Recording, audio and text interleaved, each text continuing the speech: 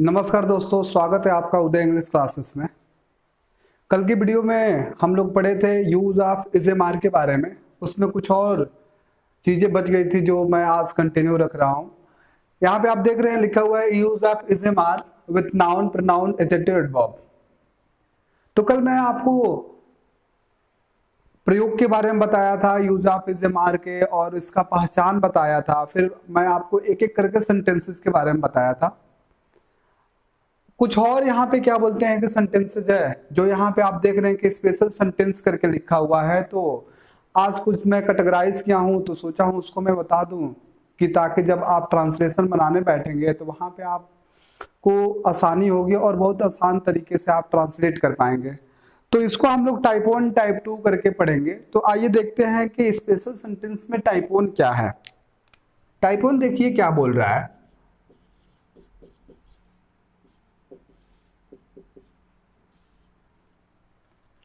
Type 1 ये बोल रहा है कि यदि किसी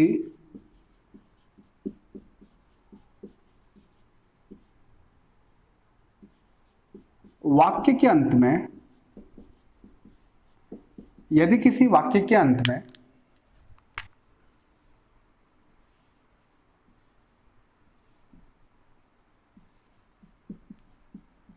होता है, होती है या होते हैं,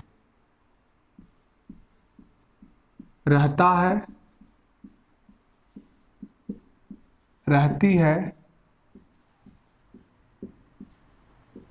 रहते हैं, या लगता है, लगती है, लगते हैं। कहा जा रहा है कि यदि किसी वाक्य के अंत में होता है, होती है, होते हैं, या रहता है, रहती है, रहते हैं, या लगता है, लगती हैं, लगते हैं, रहता है, और उस वाक्य से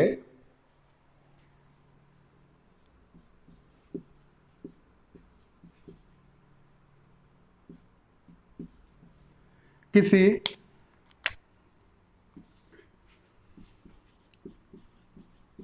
व्यक्ति, वस्तु,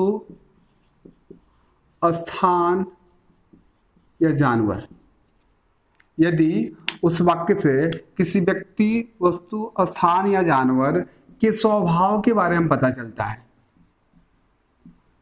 स्वभाव का मतलब नेचर। मैं क्या बोल रहा हूं कि यदि किसी वाक्य के अंत में होता है, होती है, होते हैं, या रहता है, रहती है, रहते हैं, या लगता है, लगती है, लगते हैं आता है, और उस वाक्य से किसी व्यक्ति, वस्तु, स्थान या जानवर के स्वभाव के बारे में पता चलता है, तो उस वाक्य का भी अनुवाद हम लोग इज एम आर का प्रयोग करके बनाते हैं। उस वाक्य से हमें ये नहीं पता चलता है कि किसी प्रकार का कार्य हो रहा है, उस वाक्य से हमको केवल यही पता चलता है कि उस व्यक्ति, वस्तु, स्थान का स्वभाव कैसा है। आइए हम कुछ उदाहरण देख लेते हैं। फॉर एग्जाम्पल, जैसे उदाहरण है कि दूध उजला होता है। ठीक है। दूसरा उदाहरण लेते हैं कि बच्चे नटखट होते हैं। ठीक है। चीनी मीठी लगती है या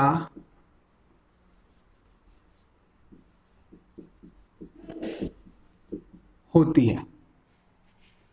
एक और उदाहरण लेते हैं। सोना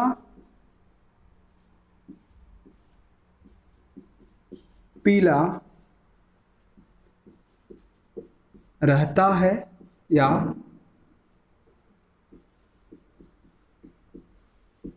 होता है। आपके सामने 4 उदाहरण है। पहला है कि दूध उजला होता है। तो यहाँ पे जो दूध है ना, यह एक प्रकार की वस्तु है और यहाँ पे हम लोग बोल रहे हैं कि दूध उजला होता है, तो यहाँ पे किसी प्रकार का कार्य नहीं हो रहा है, दूध के स्वभाव के बारे में बताया जा रहा है कि दूध उजला ही होता है। ठीक है। दूसरा उदाहरण है कि बच्चे नटखट होते हैं। तो यहाँ पे जो बच्चे हैं, जो व्यक्ति में आएगा, यहाँ पे क्या बोलते हैं, इसके स्वभाव के बारे में पता चल रहा है, किसी प्रकार का कार्य नहीं हो रहा है। ठीक है। और लास्ट में यहाँ पे होते हैं आया है, यहाँ पे होता है आया है। तीसरा उदाहरण देखते हैं, तो दिया हुआ है कि चीनी मीठी लगती है या होती है। इस वाक्य से हमें क्या पता चल रहा है कि चीनी का स्वभाव का पता चल रहा है कि चीनी क्या बोलते हैं कि मीठी लगती है या होती है। अगला उदाहरण देखते हैं, तो लिखा है सोना पीला होता है। तो यहाँ जो सोना है, इसके स्वभाव के बारे में पता चल रहा है कि सोना पीला रहता है या होता है। यहाँ पे किसी प्रकार का कार्य नहीं हो रहा है, यहाँ पे केवल और केवल इन सब का स्वभाव पता चल रहा है। और इस तरीके के सेंटेंस जब भी आते हैं तो हम उनका इस एम.आर की सहायता से प्रयोग करके बनाते हैं। आप यहाँ कंफ्यूज मत होइएगा कि सर प्रेजेंट इंडेफिनिट टेंस जो होता है, कई बार पहचान आप पढ़ लेते हैं या पढ़े होंगे या देख लेते हैं। ठीक है। कि वहां पे दिया रहता है कि जिस हिंदी वाक्य के अंत में ता है, ती है, ते है, ता हूं आता है, उसे प्रेजेंट इंडेफिनिट टेंस कहते हैं। तो वहां पे प्रेजेंट इंडेफिनिट टेंस में जब हम आते हैं तो वहां पे किसी ना किसी प्रकार का कार्य होता है। टेंस की जब भी बात करेंगे तो वहां पे किसी ना किसी प्रकार का कार्य होगा। अगर आप कहते हैं कि राम पढ़ता है, ता है अगर आ रहा है, तो वहां पे एक प्रकार का कार्य हो रहा है पढ़ने का। राम दौड़ता है तो वहां दौड़ने का काम हो रहा है। यहाँ भी जब भी देख रहे हैं कि दूध उजला होता है, तो यहाँ पे किसी प्रकार का कार्य नहीं हो रहा है। बच्चे नटखट होते हैं, किसी प्रकार का कार्य नहीं हो रहा है। चीनी मीठी लगती है या होती है, किसी प्रकार का कार्य नहीं हो रहा है। सोना पीला रहता है या होता है, यहाँ पर किसी प्रकार का कार्य नहीं हो रहा है। इस तरीके के सेंटेंसेस का जब भी हम अनुवाद बनाएंगे तो ईजेमार की सहायता से बनाएंगे। तो आइए इनका हम ट्रांसलेशन बना के देखते हैं। पहला उदाहरण है कि दूध उजला होता है। तो दूध का क्या बोलते हैं कि मिल्क होगा, मिल्क, और ए अनकाउंटेबल इज लगाएंगे, मिल्क इज, और उजला का व्हाइट होता है। अगला उदाहरण देखते हैं, तो दिया हुआ कि बच्चे नटखट होते हैं। तो बच्चों का क्या हो जाता है चिल्ड्रेन, और ये हमारा प्लूरल है तो सब्जेक्ट में प्लूरल लगाएंगे, चिल्ड्रेन और नटखट का नाटी होता है, तो चिल्ड्रेन और नाटी हो जाएगा। आगे चलते हैं, तो नेक्स्ट उदाहरण दिया हुआ है चीनी मीठी लगती है या होती है। तो चीनी का क्या होता है सुगर, तो सुगर अनकाउंटेबल होता है, सुगर के साथ इसका यूज करेंगे, सुगर इज स्वीट। अगला उदाहरण है कि सोना पीला रहता है या होता है। तो सोना का क्या होता है गोल्ड होता है। गोल्ड एक मटेरियल नाउन है जो अनकाउंटेबल है, तो गोल्ड इज येलो। इस तरीके से हम लोग ट्रांसलेशन बनाएंगे। तो आप इसको नोट कर लीजिए, फिर हम लोग टाइप 2 के बारे में जानते हैं। ठीक है।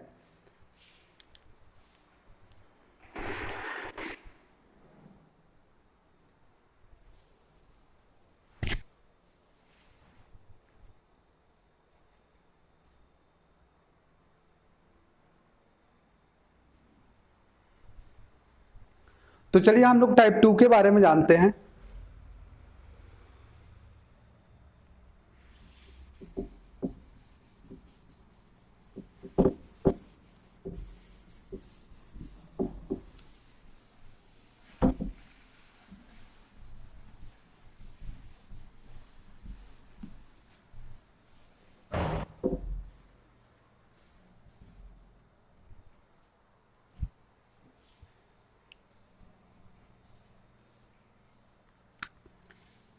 देखिए टाइप 2 का बोल रहा है। टाइप 2 ये बता रहा है कि अगर किसी सेंटेंस में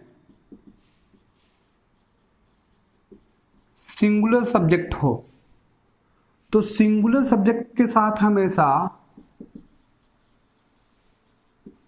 सिंगुलर नाउन का प्रयोग करते हैं। सिंगुलर सब्जेक्ट के साथ सिंगुलर नाउन का प्रयोग होता है। बात करते हैं अगर किसी सेंटेंस का सब्जेक्ट प्लूरल हो तो प्लूरल सब्जेक्ट के साथ हमेशा प्लूरल नाउन का प्रयोग करते हैं। और आपको एक बात बता दें, अगर किसी भी नाउन को सिंगुलर बनाना है तो उसके पहले ए या एन का यूज करते हैं, और किसी भी नाउन को प्लूरल बनाना है तो उसमें यस या ईएस हम लोग जोड़ते हैं। टाइप 2 ये बता रहा है कि सिंगुलर सब्जेक्ट के साथ, अगर किसी वाक्य का सब्जेक्ट सिंगुलर हो तो उसके साथ सिंगुलर नाउन का प्रयोग किया जाता है, और नाउन को सिंगुलर बनाने के लिए उसके पहले ए या एन का प्रयोग किया जाता है। दूसरा ये बता रहा है कि अगर किसी सेंटेंस का सब्जेक्ट प्लूरल हो तो उसके साथ हमेशा प्लूरल नाउन का प्रयोग करेंगे, और नाउन को जब प्लूरल बनाना होता है तो उसमें यस या ईएस जोड़ते हैं। तो आइए कुछ उदाहरण के माध्यम से हम लोग समझ लेते हैं।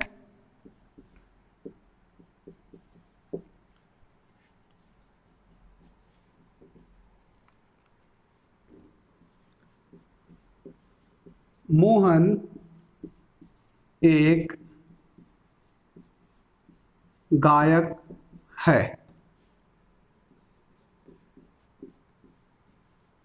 मेरा भाई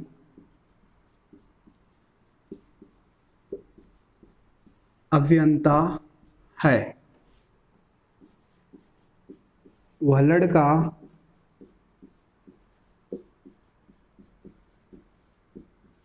ईमानदार है। आगे चलते हैं। तो वे लोग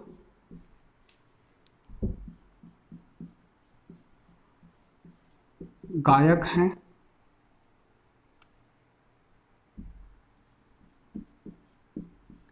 मेरे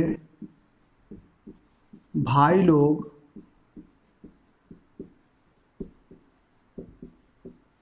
अभियंता हैं।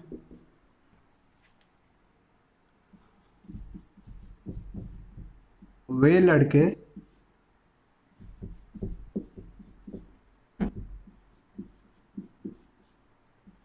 ईमानदार हैं। आपके सामने 6 उदाहरण दिया हुआ है। एक तरफ मैं सिंगुलर सब्जेक्ट लिखा हूं और एक तरफ प्लूरल सब्जेक्ट लिखा हूं। तो आइए इसका ट्रांसलेशन हम बना के देखते हैं। पहला उदाहरण दिया हुआ है कि मोहन एक गायक है। तो मोहन एक प्रॉपर नाउन है, और यहाँ प्रॉपर नाउन को सिंगुलर मानते हैं तो इसके साथ इसका यूज करेंगे। तो मोहन इज, उसके बाद से गायक का सिंगर होता है। तो हमारा सब्जेक्ट सिंगुलर है तो हम अपने नाउन के पहले ए या एन का यूज करेंगे। तो यहाँ पे सिंगर के पहले ए का यूज करेंगे, तो मोहन इज ए सिंगर हो जाएगा। दूसरा उदाहरण देखते हैं। तो मेरा भाई अभियंता है। तो मेरा भाई का क्या हो जाएगा? My brother. ये हमारा सिंगुलर सब्जेक्ट है तो इसके साथ इसका यूज करेंगे। माई ब्रदर इज, और अभियंता का इंजीनियर होता है, इंजीनियर के पहले एन का यूज करते हैं। My brother is an engineer. अगला उदाहरण देखते हैं। तो वह लड़का ईमानदार है। तो वह लड़का क्या हो जाएगा? डैट बॉय, ये सिंगुलर है, इसका लगाएंगे, ठीक है। तो डैट बॉय इज ऑनेस्ट। इसके पहले ए और एन का यूज नहीं करेंगे क्योंकि ऑनेस्ट नाउन नहीं है, यह एक एडजेक्टिव है जिसको हम गिन नहीं पाएंगे। हम जिसको गिन पाते हैं उसी के पहले ए या एन का यूज करते हैं, जिसको गिन नहीं पाते हैं उसके पहले ए और एन का यूज नहीं करते हैं। तो यहाँ पे आप लोग ये भी करके देख लीजिएगा। जब हमारा सब्जेक्ट सिंगुलर होता है तो नाउन को सिंगुलर बनाएंगे, वो नाउन होना चाहिए। जब हमारा सब्जेक्ट सिंगुलर है तो नाउन को सिंगुलर बनाएंगे, ए और एन रख के।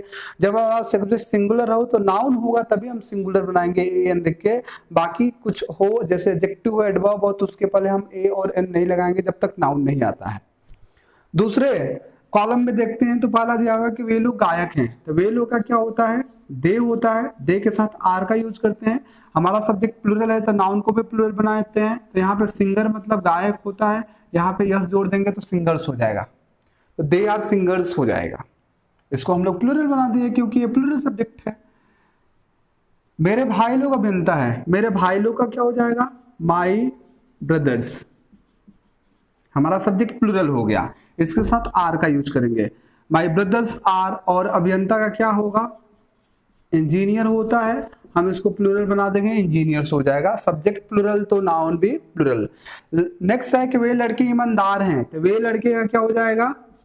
दोज बॉयज हमारा सब्जेक्ट प्लूरल हो गया तो इसके साथ आर का यूज करेंगे, दोज बॉयज आर ऑनेस्ट। हम लोग ऑनेस्ट को जैसा का तैसा लिख देंगे। ये ना तो सिंगुलर बन सकता है ना तो प्लूरल बन सकता है क्योंकि ये नाउन नहीं है। ठीक है, तो यहाँ पे आप क्या देख पा रहे हैं कि सिंगुलर सब्जेक्ट के साथ सिंगुलर नाउन का यूज होता है, ठीक है, और प्लूरल सब्जेक्ट के साथ प्लूरल नाउन का यूज होता है। तो आप इसको नोट कर लीजिए, फिर हम लोग टाइप थर्ड की तरफ चलते हैं।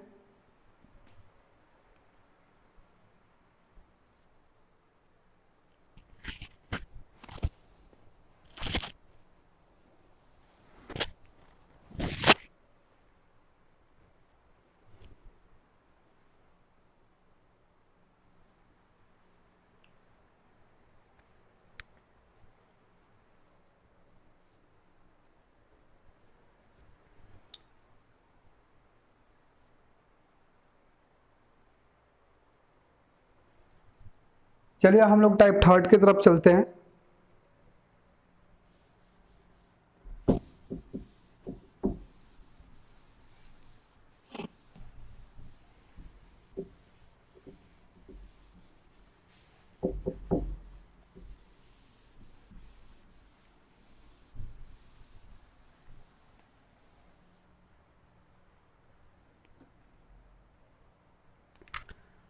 टाइप थर्ड देखिए क्या बोल रहा है।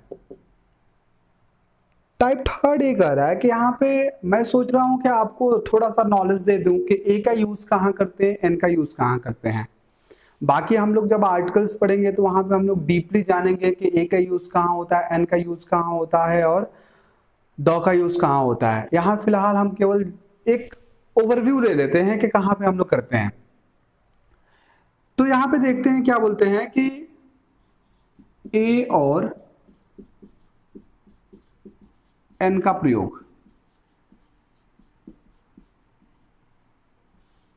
ए और एन का प्रयोग देख लेते हैं। तो यहां पे पहला जो है ए का प्रयोग देखते हैं कहां करते हैं। ए का प्रयोग हम लोग कॉन्सोनेंट साउंड के पहले करते हैं। कॉन्सोनेंट साउंड का अर्थ होता है व्यंजन ध्वनि, ठीक है। व्यंजन ध्वनि क्या होता है भाई, आइए देखते हैं उदाहरण के माध्यम से। जैसे हम लोग मैन लिखते हैं तो उसके पहले ए का यूज करते हैं, ए मैन। मैन हम कैसे लिखेंगे, एक बात जान जाइए कि आज तक जो आप पढ़े हैं अंग्रेजी में जो वॉवेल होते हैं वो 5 होते हैं। क्या क्या, ए ई आई ओ यू। और जो कंसोनेंट होते हैं वो 26 होते हैं, सॉरी 21 होते हैं। तो आपने पढ़ा है कि इनका जो यूज होता है वो वॉवेल के पहले करते हैं और ए का जो यूज होता है वो कंसोनेंट के पहले करते हैं। तो वहां पे आप लेटर्स देखते थे कि ए ई आई ओ यू आता है तो उसके पहले हम एन का यूज कर देंगे और अगर उसके अलावा कुछ आता है तो ए का यूज करते हैं। असली जो नियम होता है वो कुछ और होता है। असली नियम क्या होता है कि अगर किसी शब्द का जब उच्चारण करते हैं और उच्चारण का पहला अक्षर, हिंदी माध्यम के जितने भी स्टूडेंट्स हैं उनके लिए सबसे इजी रूल ये होता है कि हम लोग ए और एन का प्रयोग बिल्कुल वैसे ही करेंगे जैसे पहले करते थे, लेकिन अब उच्चारण के माध्यम से करते हैं कि जितने भी हिंदी में स्वर होते हैं अगर उच्चारण करने पे किसी शब्द का पहला अक्षर स्वर आता है तो उसके पहले एन का यूज करेंगे, और किसी शब्द का उच्चारण करने पर अगर उस शब्द का पहला अक्षर, उच्चारण का पहला अक्षर अगर व्यंजन आता है तो ए का यूज करेंगे। तो यहाँ पे देखिए वही कंसोनेंट साउंड होता है जिसको व्यंजन ध्वनि बोलते हैं। तो अगर ए मैन लिखा हुआ है तो इस शब्द का उच्चारण हम करेंगे तो म आ रहा है, और म एक तरह का हम देखें तो हिंदी में क्या है, व्यंजन है। और व्यंजन के पहले हमेशा क्या लगाते हैं, हम लोग ए का यूज करते हैं। अगला उदाहरण देखते हैं, ए 1 रुपी नोट।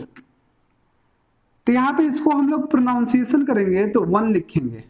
ओ देख के आप लोग एन का यूज मत कीजिएगा, किसी भी शब्द का उच्चारण कीजिएगा, उच्चारण का पहला अक्षर अगर व्यंजन आता है तो ए लगाइएगा। तो यहाँ पे क्या देख पा रहे हैं कि अगर किसी शब्द का उच्चारण का पहला अक्षर व्यंजन आ रहा है तो ए लगा रहे हैं। आइए देखते हैं कि एन का यूज हम लोग कहाँ करते हैं। तो एन का यूज जो करते हैं हम लोग वावेल साउंड के पहले करते हैं। वावेल साउंड का मतलब स्वर ध्वनि।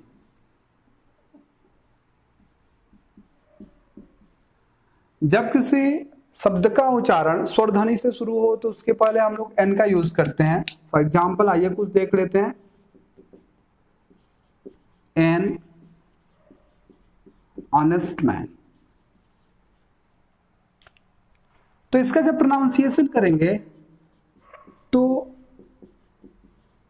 ऑनेस्ट ऐसे लिखेंगे। और ये आप जानते हैं कि जो अ होता है हिंदी में क्या होता है, स्वर होता है, और स्वर के पहले हम लोग एन का यूज करते हैं। आइए एक और उदाहरण देख लेते हैं। एन एर। एक और उदाहरण देखते हैं। N M A. इसका प्रोनाउंसिएशन करेंगे तो एम ए ऐसे होगा। इसका प्रोनाउंसिएशन करेंगे तो हम लोग एर लिखते हैं। इसका मतलब होता है उत्तराधिकारी। एर का मतलब यहाँ पे क्या देख रहे हैं कि हमारे उच्चारण का पहला अक्षर वावेल आ रहा है तो एल लगाएंगे। यहाँ उच्चारण का पहला अक्षर वावेल आ रहा है तो हम लोग एल लगाएंगे। तो इस तरीके से हम लोग ए और एन का प्रयोग करते हैं। तो आप इसको नोट कर लीजिए, फिर हम लोग आगे बढ़ते हैं।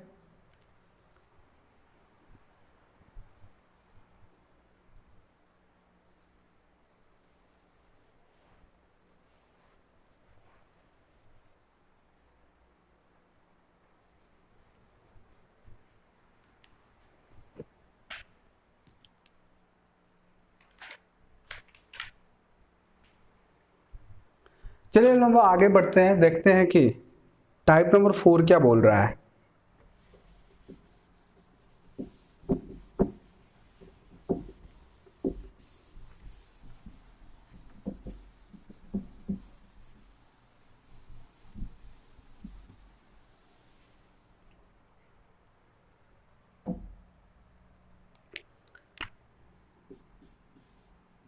देखिए टाइप नंबर 4 क्या बोल रहा है।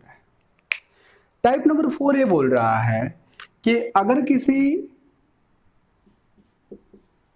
एडजेक्टिव होता है ना, तो अगर किसी एडजेक्टिव के पहले आर्टिकल द लगा देते हैं, अगर किसी एडजेक्टिव के पहले आर्टिकल द लगा देते हैं, अर्थात कुछ एडजेक्टिव होते हैं जिनके पहले आर्टिकल द जब लगाते हैं तो वो जो होता है प्लूरल हो जाता है। प्लूरल का मतलब बहुवचन हो जाता है। तो यहां से एक कंसेप्ट आता है कि जब हम लोग कुछ एडजेक्टिव्स के पहले आर्टिकल द लगाते हैं तो प्लूरल हो जाता है। तो इसके बाद हमेशा कौन से वर्ब का यूज होता है? प्लूरल वर्ब का यूज होता है, ठीक है। और इसके बाद से क्या बोलते हैं? प्लूरल नाउन का यूज होता है। अगर नाउन आता है तो प्लूरल होगा, अन्यथा जो भी आता है एडजेक्टिव एडवर्ब उसको हम लोग वैसे लिख देंगे। तो आइए कुछ उदाहरण के माध्यम से हम इसको समझ लेते हैं। जैसे अंधे ईमानदार होते हैं, गरीब लोग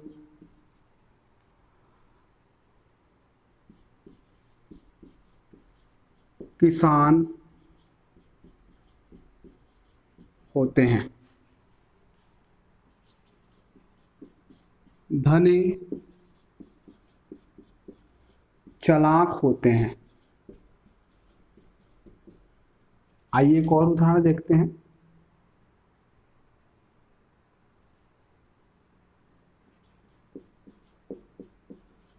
चालाक लोग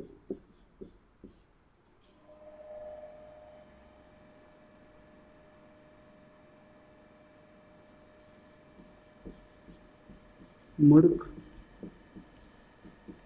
होते हैं। चार उदाहरण आपके सामने, आइए चारों को हम लोग देख लेते हैं। पहला है कि अंधे ईमानदार होते हैं। यहाँ पे जो अंधा है एडजेक्टिव है, गरीब एडजेक्टिव है, धनी भी एडजेक्टिव है, चालाक भी एडजेक्टिव है। यह किसी नाउन या प्रोनाउन की क्वालिटी बताता है। और अगर इसके पहले आर्टिकल द का यूज करते हैं तो यह एक नाउन के जैसे बन जाता है और वह प्लूरल हो जाता है। तो आइए हम इसको ट्रांसलेट करते हैं। तो अंधे ईमानदार होते हैं, तो हम यहाँ क्या लिखेंगे, द ब्लाइंड, और इसके साथ प्लूरल हो जाता है, प्लूरल वर्ब का यूज करेंगे। तो द ब्लाइंड आर, और ईमानदार का क्या होता है, ऑनेस्ट होता है, द ब्लाइंड आर ऑनेस्ट। गरीब लोग किसान होते हैं, तो गरीब लोग का क्या हो जाएगा, द पुअर। आप पुअर्स मत लिखिएगा, नहीं तो गलत हो जाएगा। तो द पुअर आर, और किसान का क्या होता है, फार्मर होता है, तो हम यहाँ पे क्या बोलते हैं, फार्मर्स लिख देंगे। क्योंकि हमारा सब्जेक्ट प्लूरल है तो नाउन को भी हम लोग प्लूरल बनाएंगे। आप इस तरीके से मत लिखिएगा, नहीं तो क्या बोलते हैं कि आपका सेंटेंस गलती हो जाएगा। एक गलत है, ब्लाइंड्स नहीं लिख सकते हैं हम लोग, पुअर्स नहीं लिख सकते हैं हम लोग इसके पहले आर्टिकल द लगा के इसको हम लोग प्लूरल बनाते हैं। अगला उदाहरण है कि धनी चालाक होते हैं, तो धनी का क्या हो जाएगा, द रिच। तो द रिच आर क्लेवर। अगला उदाहरण है कि चालाक लोग मूर्ख होते हैं, तो द क्लेवर आर फुलिश। तो इस तरीके से आप देख पा रहे हैं कि कुछ एडजेक्टिव्स हैं, ये आपका एडजेक्टिव है, ए भी एडजेक्टिव है, यहाँ रिच एडजेक्टिव है, क्लेवर एडजेक्टिव है। कुछ एडजेक्टिव हैं जिसके पहले आर्टिकल द लगाने से वो एडजेक्टिव क्या हो जा रहे हैं, प्लूरल बन जा रहे हैं, इसलिए इनके बाद हमेशा प्लूरल वर्ब का यूज किया जा रहा है। और अगर नाउन आता है तो प्लूरल नाउन का यूज किया जाएगा। तो ये आपका टाइप 4 है, और इसी के साथ आपका use of is am are खत्म होता है। तो आप इसको जितने भी मेरे द्वारा पढ़ाए गए रूल्स एंड रेगुलेशंस है, उसको कंसेप्ट है या टाइप है, उसको बढ़िया से 2 या 3 बार देखिए। उसके बाद से आर के सिन्हा साहब की जो ट्रांसलेशन की किताब है उसमें use of is am are पे बेस्ड जितने भी एक्सरसाइज दिए हैं वो सभी एक्सरसाइज आराम से बैठ के बनाइए। और अगर कुछ परेशानी होता है तो आप कमेंट बॉक्स में लिखिए, मैं कोशिश करूंगा कि उसको सॉल्व करूं। तो मिलते हैं नेक्स्ट वीडियो में, तब तक के लिए बाय बाय, गुड नाइट।